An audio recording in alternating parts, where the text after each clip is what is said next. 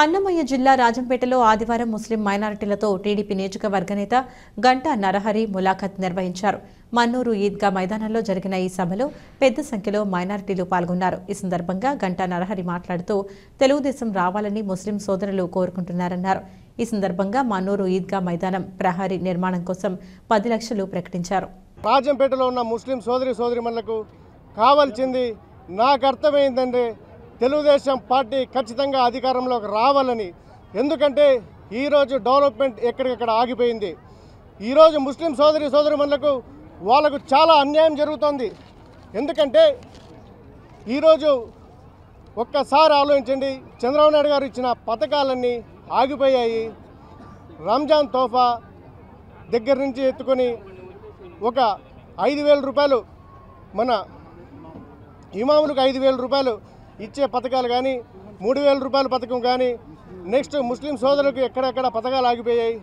ఈరోజు పెళ్లి కానుక ప్రోగ్రాం కానీ, ఈరోజు దుల్హన్ ప్రోగ్రాం కానీ ఆగిపోయాయి. మీరందరూ ఒప్పుకుంటే 50 ఈద్గాల్ని దత్తత తీసుకోవడానికి రెడీగా ఉన్నా. 50 ఈద్గాలకి అయ్యే ఖర్చు భరించడానికి రెడీగా ఉన్నా. ఈరోజు మొదటి ఈద్గాగా మన్నూరు, రాజంపేటలో ఉన్న మన్నూరుని 10 లక్షల రూపాయలు డొనేట్ చేసి రేపటి నుండే పనులు స్టార్ట్ చేయిస్తా. 50 ఈద్గాల్ని దత్తకు తీసుకొని రాజంపేటలో ఖచ్చితంగా ప్రజలు ఆశీర్వదించి నన్నుగిన గెలిపిస్తే తప్పకుండా మీతో ఉంటా, మీతో తిరుగుతా, మీ బాధల్ని తీరుస్తానని చెప్పుకుంటూ సెలవు తీసుకుంటున్నా. రాజంపేట నియోజకవర్గంలో ఎక్కడికక్కడ డెవలప్మెంట్ ఆగిపోయింది. రాజంపేటలో నుండి కువైట్కి, సౌదీకి పోనవసరం లేదు. రాజంపేటలో నివసించే ప్రజలు కువైట్, సౌదీలో ఉన్న వాళ్ళు ఖచ్చితంగా వైపు చూసి రిటర్న్ రావాలా. ఎందుకంటే రాజంపేట వైపు చూసి రిటర్న్ రావాలి. ఎందుకంటే డెవలప్మెంట్ ఆగిపోయింది. జిల్లా కేంద్రం చేయలేదు, ఔటర్ రింగ్ రోడ్ లేదు, రాజంపేటకి మెడికల్ కాలేజ్ లేదు. రాజంపేటలో ఉన్న ఫెసిలిటీ ఏందో తెలుసా మీకు? ఒక్కసారి చెప్తున్నా, ఆలోచించండి. 2 ఎయిర్పోర్ట్ల దగ్గర, ఒక ఎయిర్పోర్టు 90 కిలోమీటర్లు, ఒక ఎయిర్పోర్ట్ 60 కిలోమీటర్లు. దేశంలో, రాష్ట్రంలో 2 ఎయిర్పోర్ట్లు ఇంత దగ్గర ఉన్న నియోజకవర్గం ఏదైనా ఒక్కటే చూపించండి చెప్తున్నా మీకు. 100 కిలోమీటర్లలో ఒక పోర్ట్ ఉంది, నెల్లూరు 100 కిలోమీటర్ల చిల్లరలో. ఇంత రైల్వే లైన్ ఉంది. ఇన్ని అభివృద్ధి బాట పట్టే అన్ని వనరులు అనుకూలిస్తే ఈరోజు రాజంపేట డెవలప్మెంట్ అనేది 0. దీనికి ఖచ్చితంగా 100 MSME యూనిట్లు తీసుకొస్తారు. రాజంపేటలో ముస్లిం సోదరులు అద్భుతంగా పనిచేస్తారు.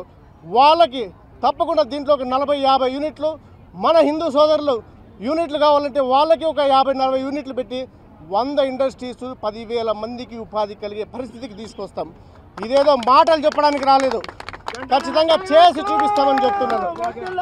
అన్నమయ్య ప్రాజెక్టు ఈరోజు తెగిపోయి 2 సంవత్సరాలు పూర్తయిపోయింది. దాన్ని పట్టించుకునే నాదులు లేడు.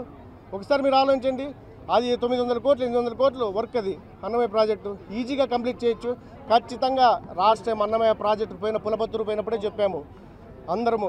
ఎందుకంటే అన్నమయ్య ప్రాజెక్టు ఖచ్చితంగా అది అవసరం, అది మంచినీటి కోసం. ఖచ్చితంగా ఆ ప్రాజెక్టు గురించి ఆలోచించాల్సిన అవసరం ఉంది. ఖచ్చితంగా అది నెరవేరుస్తాం, తీర్చిదిద్దుతాం అన్నమయ్య ప్రాజెక్టుని అద్భుతంగా. ఒక్కసారి మమ్మల్ని అడగనవసరం, ప్రజలను అడగండి. ఎక్కడ కనిపిస్తుంది? వాళ్ళు చెప్పుకునేది ఏంది? ఒక బ్రిడ్జు, అప్పట్లో వేసిన రాజశేఖర రెడ్డి గారి బ్రిడ్జు. ఖచ్చితంగా అది వేశారు. తర్వాత ఆ బ్రిడ్జు తర్వాత ఇంకెక్కడైనా డెవలప్మెంట్ జరిగిందా? ఒక్కసారి ఆలోచించండి మీరే. మీకు అదే చెప్తున్నాను. రాజంపేటలో ఎవరు అభ్యర్థిగా ఉన్నా, ఖచ్చితంగా జనసేన ఉన్నా, టీడీపీగా ఉన్నా, ఈరోజు అందరం యూనిటీగా ఉన్నాం. అందరం కలిసికట్టుగా వాళ్ళని గెలిపించుకుంటాం. టీడీపీని అధికారంలో తీసుకొస్తున్నాం. రాజంపేట లాస్ట్ టైం వచ్చిన 30,000 మెజార్టీని 70,000గా మార్చబోతున్నాం. రాసి పెట్టుకోండి.